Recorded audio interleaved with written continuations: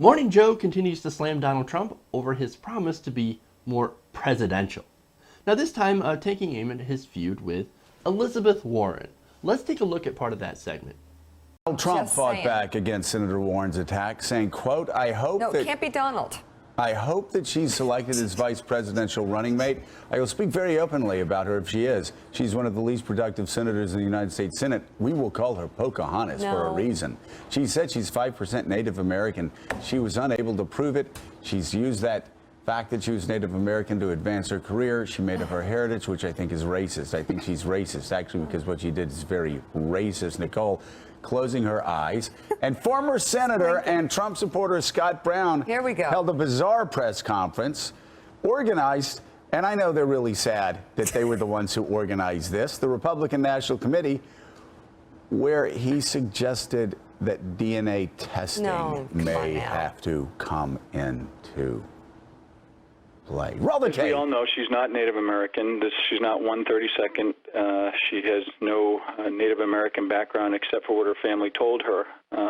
The easy answer on that, as you all know, is that Harvard and Penn can release the records. She can authorize the release of those records. She can take a DNA test. She can release the records herself, and there's never been any effort. This is when you know you're losing a debate, when your opponent is talking about working class Americans and fighting hard to bring working class Americans back into the mainstream of American economic life. And you are talking about whether someone is 132nd Native American and suggesting DNA testing. This is so bizarre. This is June 27th's version of the Trump University nonsense that happened yesterday. The June 27th version of the Trump University nonsense. What the hell's wrong with them? Are they stupid? Is that a real question, Joe? After everything he said, you're still not convinced that Trump is a moron? Not to say that he isn't dangerous. He's a dangerous moron. But he's certainly also not the brightest person when it comes to running a campaign. After all, he's had no real campaign infrastructure in place. He didn't even know what a ground game was. You know the thing you need to get out the vote? Yeah, that's a ground game. I thought he surrounded himself with the smartest people. So far, I haven't seen any evidence that anyone he surrounds himself is at all smart. But I guess that doesn't matter, because no matter who you surround him with, Trump is still going to be Trump. Now, Joe, unfortunately, still doesn't grasp that entire notion.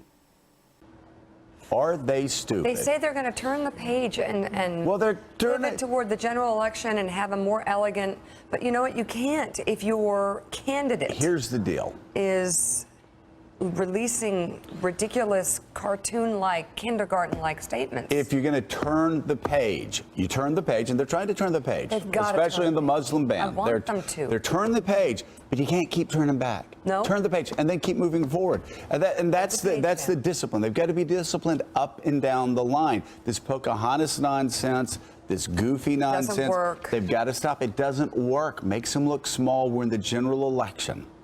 But Joe, they're not going to stop. Trump's not going to stop. He's incapable of taking a backseat to anyone. He's incapable of flipping that page and not flipping it back because he enjoys it. Besides, do you honestly see a guy who thinks that he's the smartest person in the world taking advice? Especially when doing the opposite is exactly why your party ended up making him the nominee. Donald Trump's not going to stop. You know that. So quit trying to help him. You're trying to help him. And look, if you think that he's going to stop being Trump, then you don't know Trump.